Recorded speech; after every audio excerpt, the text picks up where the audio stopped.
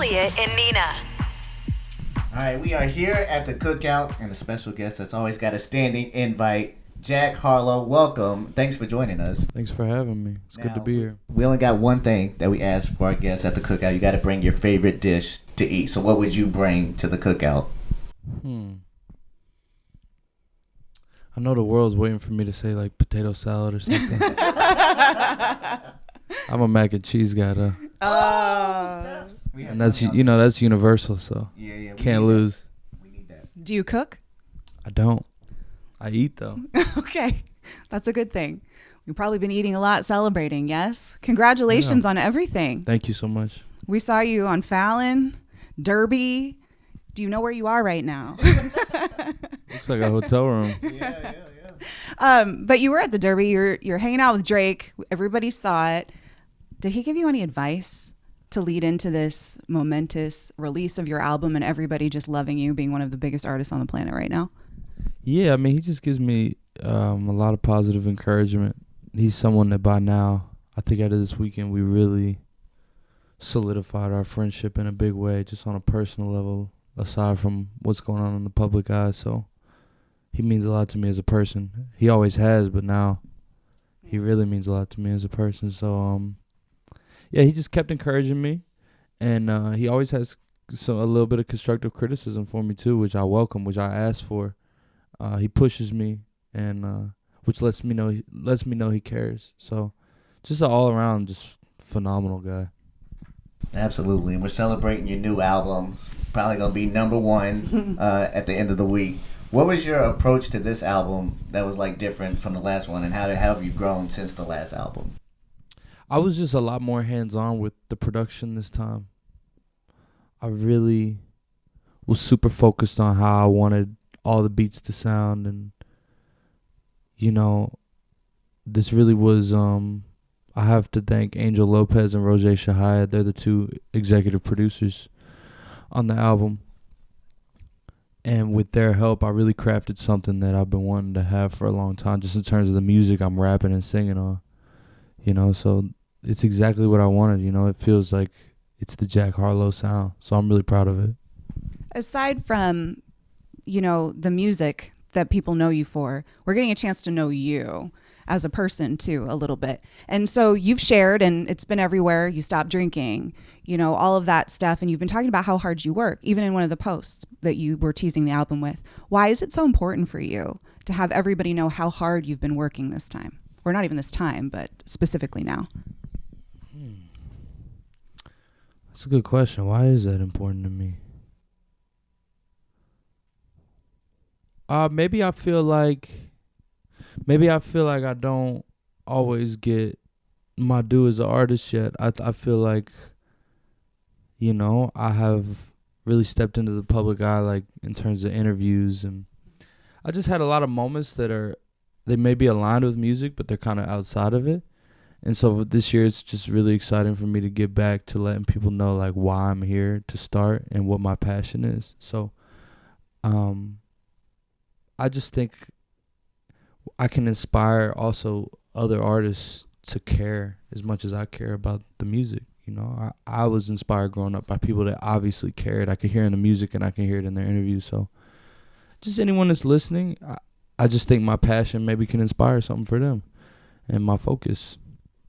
Absolutely. You work very hard over lots of years. People call it overnight success, but it's not. You've been doing this for a long time. Right. How does it feel? Like, is it hard to like appreciate where you are now? Like when you started, you're doing shows like in front of like a dozen people, and now you're doing sold out festivals and everybody's singing along. How hard is it for you to like kind of like comprehend what's happening? If I take a moment, I can comprehend it. In passing, sometimes when you're moving fast, it's just everything becomes normalized to you when you do it enough. So as I continue to rise, I'm still the same human though. I don't feel like some sort of elite being. I feel how I felt 10 years ago or just a few years ago when I was in high school. I feel the same way. So I have to take those moments to realize how special it is. You've been really vocal about that, taking in the moment and where you want to be because you still want more. Was there ever a moment during this grind, even before this album, like way back in the beginning when you were afraid that this might not happen? Like, did you almost ever quit, or was it never a moment, a thought? I don't think so. I might have more moments of self-doubt now than I did then. I had a very just youthful sort of, maybe even ignorance is bliss type of confidence when I was younger. Just, I wasn't, you don't have as many insecurities when you're young. Society hasn't minimized you. You haven't, like, really even become aware of any of your flaws. So you just kind of are going for it. So I've been really sure of myself for a long time, and I still am. But I think as you get older, a lot of times you actually, for some people, maybe you become more insecure. I don't know. And then maybe you reach a point as you really get older where you don't give a fuck. Yeah. Isn't that the goal, though? We'll see what happens. I don't know. It's an interesting space for me to be in, like, just to be getting bigger and actually, like, becoming a little more self-conscious in some ways, but also confidence also growing. There's just a lot of nuance to it. It's not really that black and white. Yeah, it humanizes you to say that, though. Yeah. Yeah, absolutely. And as you've gotten bigger, you get to work with bigger and bigger artists, like legends in the game. Like you said, you work with Drake, working with Wayne, DJ Drama, even working with Pharrell. What was that process like in the studio when you guys collaborated? Like, how many beats did Pharrell play for you before he was like, oh, this is the one, we gotta record this one? I gotta salute Pharrell because he was super open-minded and willing to let me steer the ship a little bit. Because, of course, he's creative enough to have some ideas of his own when I walk in, but I wasn't connecting with everything immediately. I mean, everything he plays, there's something amazing about it, but I just had a really good sense of what I wanted. I'm just so grateful that I walked out of those sessions with pretty much the exact type of song I wanted with Pharrell. I mean, there's two sides of that song. There's two beats in one, so it actually has a beat switch in it. And both beats are, like, exactly what I would want and grew up loving from Pharrell. So I'm just grateful for his humility, He didn't try to tell me this is what it has to be. He was open-minded, so I love Pharrell, man. Are you like a schedule guy, like a method guy? So like when you go in, you're like, I'm gonna wash my hands first, or I'm gonna put on my chapstick before I go into the booth. Is there something that you find yourself doing every time before you go to record?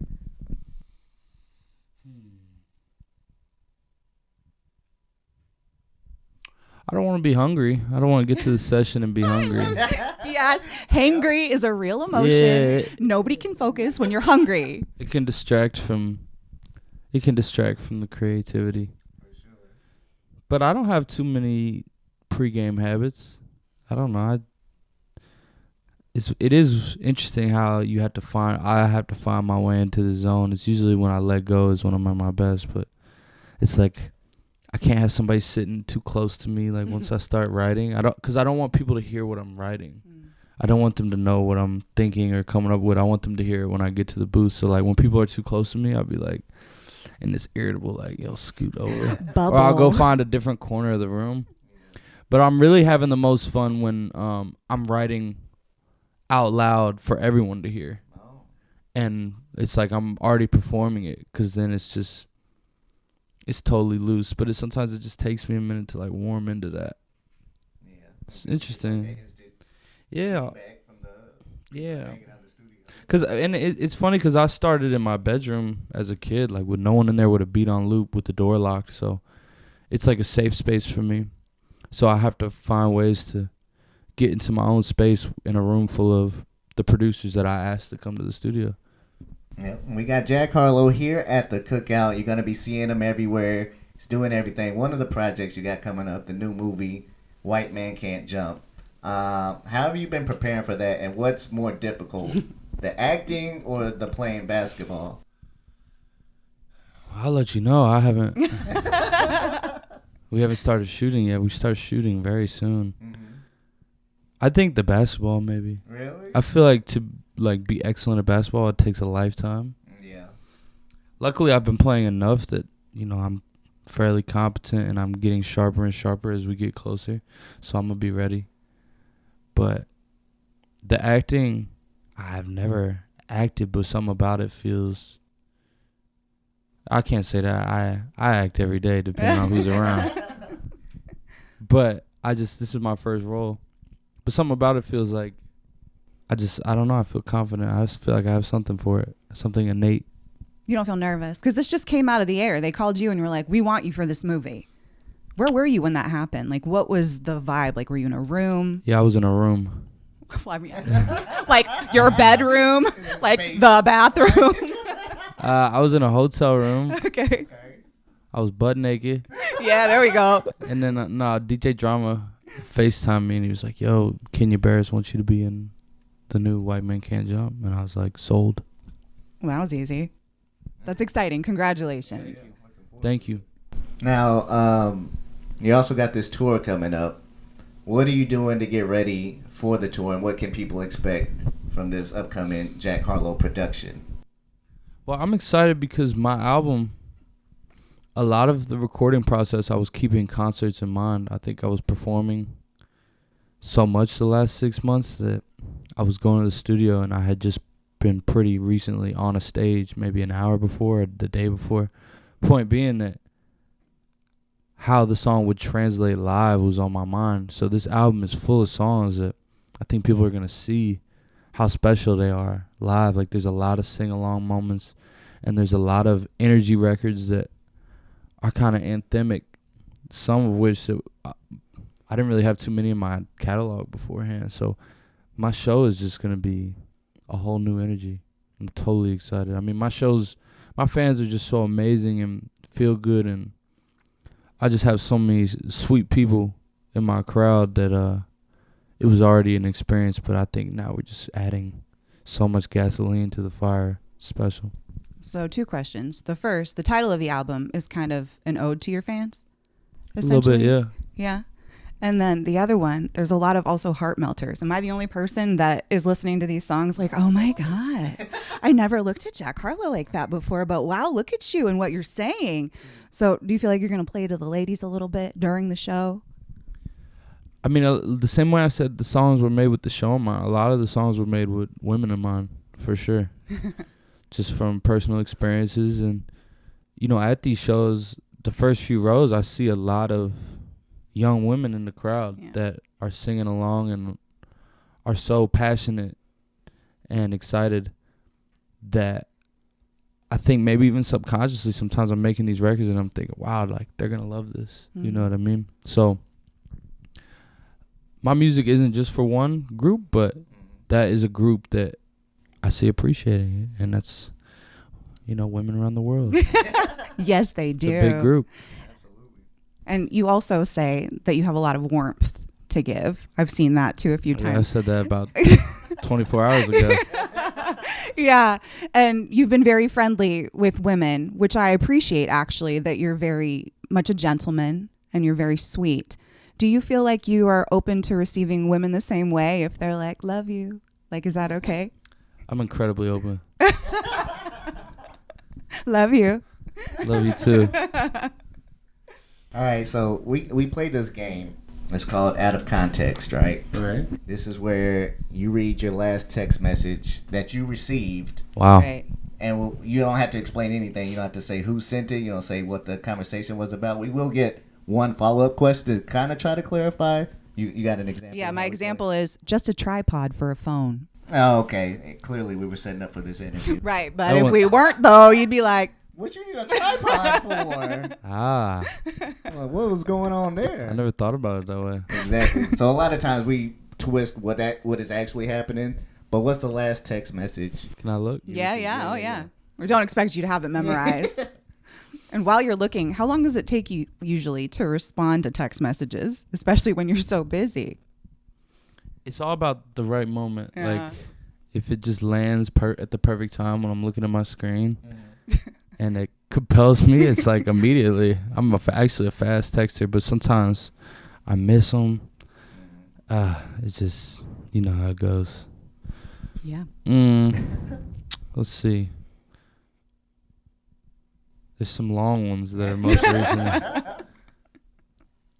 I'm trying to get like a quick one that'll work. Was one from your mom? Oh, son. It's a mystery. I know. Could be from anybody. Could be one from Drake at the Kentucky Derby. It's just like I want to give you something Yeah. better than, thank you. Or your food is downstairs. I mean, that could be a metaphor. Your food, though. Well, who's downstairs? Yeah, no, I'm looking for a metaphor, basically. I know this Yeah, ain't the yeah. point of the game. Let's see. I ain't gonna scroll up. I'm just gonna pick one. Okay. I'd do anything to make you smile. One of the songs on this album is called I'd Do Anything to Make You Smile. Somebody said, I'd do anything to make you smile, comma, makes me horny. Oh, that one isn't even that's pretty spelled out. Yeah, there's nothing cryptic about it. Yeah. And I think we all agree. I think it all makes us feel Yeah, I think we do. It was a man that said it, though. Exactly. Well, they all agree too. That's what it does. I love it. Another one we do play is Mary Bone Friend Zone. But don't worry, we're not putting you on the spot that way. Do you play video games? Are you a gamer ever? I played every once in a while growing up. I've never been a heavy gamer, but I have experience. Why? The Mary Bone Friend Zone gaming consoles. Yeah. PlayStation, Xbox, Nintendo. So it's basically you're picking. You're not doing humans. Oh, we have humans ready to go, but we didn't want to make you feel. Who ruled it out? Just curious. The universe. You want us to do it? Universe. And you can decide if you want to answer or not? How about you give me the first three people, and then if it ain't right, we'll do the consoles. Okay. Dua Lipa, Sweetie, and Fergie. Let's do the consoles. We tried to warn you. Yeah, y'all want to go viral. I can see. I mean, it was just obvious. You've given it to us. It's just the people you interacted with. Right. It's Mary, okay. Mary, Mary. It's easy. I love that. Okay, good one. All right, yeah. You marrying all the So what was the consoles? Man? Xbox, PlayStation, Nintendo. Everybody watching this just went. They want me to do the other one. I mean, I grew up I played Xbox. I never had a PlayStation, Okay. so I'm boning an Xbox. I'm marrying a Nintendo, and I'm friend zoning a PlayStation. All right. That sounds about right. The next one can't be objects. Now we're just gonna leave it at that. We're just gonna leave it at That's that. so funny. We wanted to give you a chance to defend yourself because we've been hearing a lot of slander towards people whose names start with J. J's. They're saying they're the worst people to date. Yada yada yada.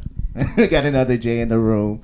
So we want to let you defend yourself with the J's. Like, are J's really that bad, or can you confirm that maybe they are that bad to date?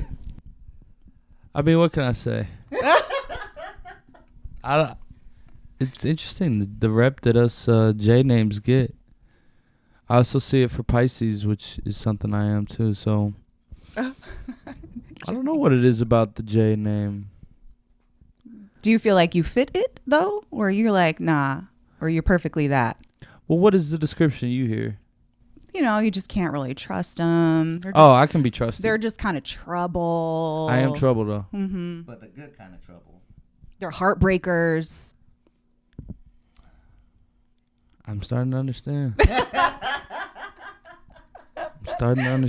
So maybe there's some truth to it. I don't know. I'm starting to love Jack more based off this. So that is what it It has is. to be real. I know, totally. Okay, before we wrap this up, last thing for you. We do something also called Life Hacks and Facts. Is there any hacks that you live by that you want to put people onto that helps you out during the day?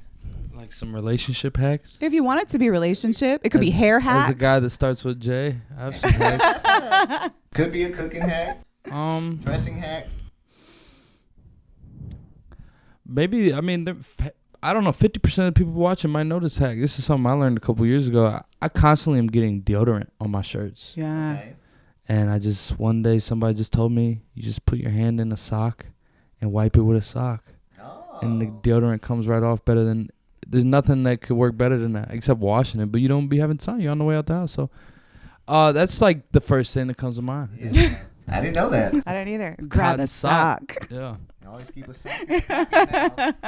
About to get a Hanes deal off that. Absolutely. Jack, you're a doll. Thank you. Thank you so much for taking the time with us, and congratulations, seriously, on everything. Watching you and getting to know you through the media, I understand, but it's cool. I feel like you can respect an artist more when you know more about them. Appreciate that. So- Thank you. Nice interview. Thank you. Thank you. Thank you so much. Jack Harlow at the Cookout. Woo!